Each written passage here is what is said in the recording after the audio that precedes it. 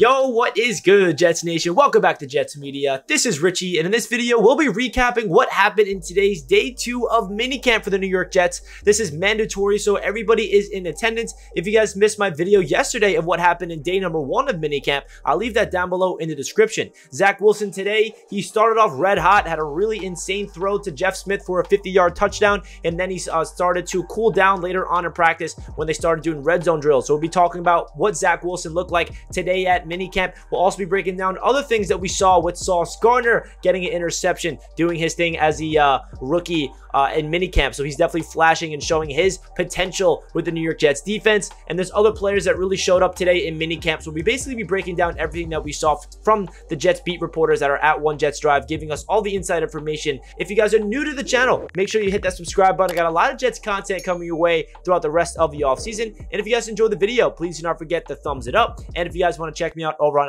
Instagram and Twitter, that is at NYJets_media. With that being said, let's get right into today's practice over at One Jets Drive. So, starting off with Zach Wilson. Zach Wilson started off red hot. Yesterday, if you guys saw my video, you know that Zach Wilson lit it up. He had his best practice of the spring and summer yesterday at minicamp, just absolutely dissecting the defense, just knowing where to go with the football. His progressions was great, accurate with the ball, and today he starts off 6 of 9 in team drills on top of throwing a absolute deep touchdown throw to Jeff Smith, 50 yards to be exact. A lot of Jets beat reporters were really enamored by this throw. Unfortunately, I don't have the clips to show you this. I wish that I can do that for you guys. I wish I can show you what's happening visually, but I don't get that either. So we have to wait for the Jets to post the highlights later on in the week. We don't know when they're going to post it, but Zach Wilson threw a roughly 50-yard bomb to Jeff Smith.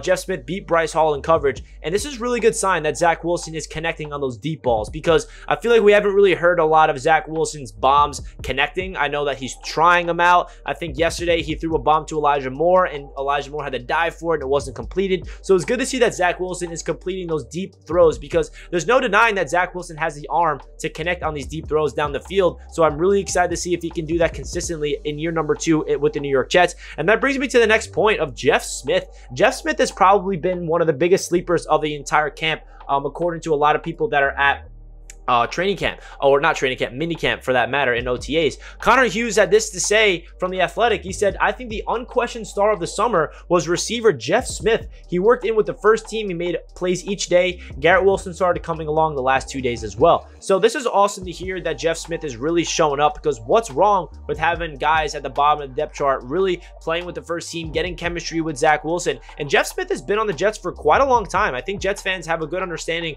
of what Jeff Smith brings to the table. And I feel like he is really going to be that guy to make the roster for special teams purposes. If I had to guess, the 6 receivers that are going to make the 53-man roster, it's going to be Elijah Moore, Garrett Wilson, Corey Davis, Braxton Berrios, Denzel Mims, and Jeff Smith. Those are the 6 receivers I'm expecting to make the 53-man roster. But of course, there's going to be a lot of battles heading into training camp when that starts in a couple, like what, 5 or 4 weeks from now. But it is cool that Jeff Smith is a player that's kind of like not a lot of Jets fans are thinking about, and he's making a lot of plays. He's running with the ones. He has a 50-yard touchdown with Zach Wilson, streaking down the sideline, making that catch, getting into the end zone. So it is cool to see that Jeff Smith continues to shine, because yesterday I highlighted Jeff Smith as well in my minicamp video. So today his name gets brought up once again, and it's also great to see that Garrett Wilson started to come along the last 2 days of minicamp as well, because he's a rookie.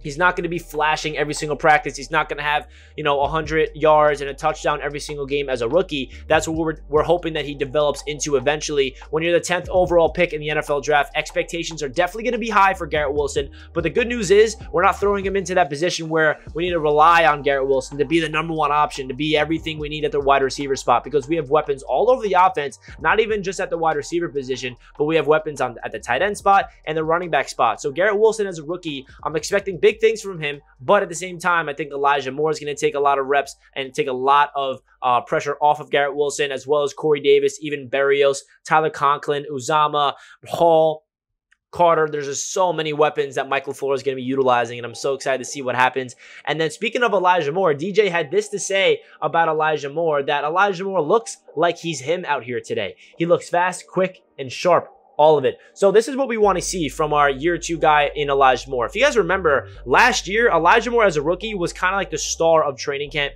He was just making plays after plays. He was impressing everybody that was at training camp because his route running, his demeanor, his energy, his determination to the game just kind of shows. And if you guys have been watching my channel throughout the offseason, if there's one player that I'm predicting to establish himself as a star on this team, it's going to be Elijah Moore. And I think he's going to do that in year number 2 this season for the New York Jets. I think he possesses everything, every quality you would want in a wide receiver. I feel like he plays bigger than his size. I think his route running is elite. I think that his footwork, his quickness, his agility, his knowledge for the game, his passion for the game is just, he just like looks like a star. He has that aura to him. So I really feel like this is the season where the New York Jets really finally have a star to break out to the point where NFL fans around the league are looking at the Jets and say, damn, that Elijah Moore kid is legit. I want him on my fantasy football team. And I really genuinely feel like Elijah Moore is destined to have an extremely productive season this year. The only thing that might hold him back is injury. So let's hope that he stays healthy and he's on the field all season long for Zach Wilson.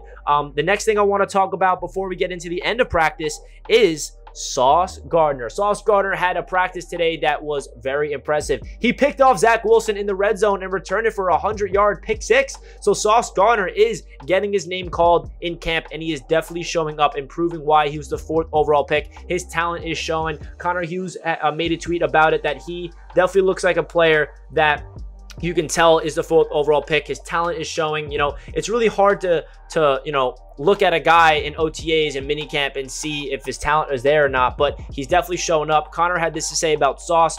Sauce Gardner is getting going. Full team, 2-minute drill, impressive pass breakup, deep Wilson shot for Davis. Looked like Davis had a step, but Gardner closed it, jumped it, ripped ball away. There's no denying how talented Gardner is. So for Sauce Gardner to get a pick in the red zone against Zach Wilson and return it for a touchdown, also getting a deep pass breakup against Corey Davis, even though he, you know, Corey Davis had a couple steps on him, but he recovered. That's what Sauce Gardner, the reason why he's going to be so good in my opinion, because of his length. His size is just different. Like if somebody gets a little couple steps on him and he's behind, his long arms and his long legs, his recovery time is legit to the point where when the ball gets in the air, he can just make a couple 2 long strides, reach his arm out, rip the ball out of the air for a pass breakup, or even rip the ball out of the air and make it an interception. So it's really awesome to see that the last day of minicamp, Sauce Gardner is making some plays, getting an interception on Zach Wilson. And listen, I know you don't want to see Zach Wilson throw interceptions in the red zone, but it is a good thing because we need a rookie cornerback to get used to what it's like to get an interception in the red zone and get used to the feeling of picking off an NFL quarterback, because we want our young ascending rookie corner to get comfortable, gain his confidence, get his swagger heading into the season.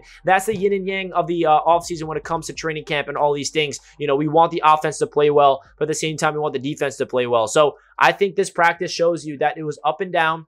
The offense started off strong, then the defense started off strong at the end of practice. And another player I want to talk about before we get into the end of practice and what Zach Wilson did, Denzel Mims had another good practice today. He had a deep contested catch on the sideline, also had a deep crossing route that was impressive. So Denzel Mims continues to flash, continues to prove to be a guy that's in shape, continues to be a guy that's impressing the coaching staff. Mike LaFleur spoke glowingly of him yesterday. Robert Saleh keeps speaking glowingly of him. His first offseason where he's finally healthy during OTAs, which is only going to benefit him in the long run. So this is a big time all season for Denzel Mims and a pivotal season for him to prove to be that guy that can live up to that 2nd round pick that we did in 2020 when Joe Douglas brought him in from Baylor. I really feel like I'm not expecting Denzel Mims to like break out and be a star, but I do feel like if his name is called this year, we're going to see a little different Denzel Mims that we're used to in his first 2 seasons. Now getting into the end of practice, Zach Wilson started off red hot, but then he cooled off in the red zone drills and he cooled off in 2-minute.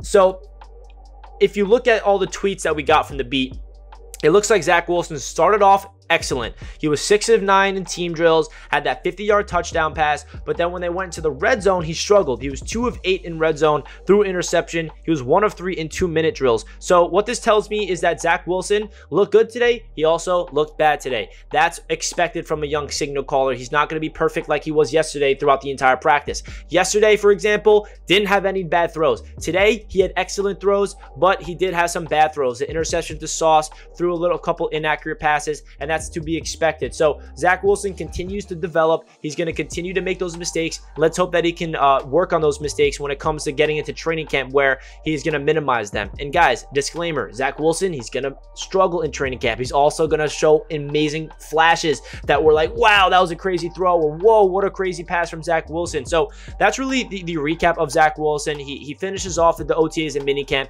having an up and down spring and summer, which I kind of expected. If you told me before OTAs and before minicamp that Zach Wilson's going to go out there and have some good days and have some bad days, that's exactly my expectations. So it's nothing new to me. So that's really it for the Jets minicamp day 2 report. Let me know your thoughts down below in the comment section of today's video. I'd love to hear what you guys have to say. Do not forget to like the video if you guys enjoyed, and comment down below your thoughts, and comment down below a Jet emoji if you stayed into the end of the video. I got a lot of Jets content coming your way for the next couple of weeks, so stay tuned for that. And let's go Jets. Peace out, everybody.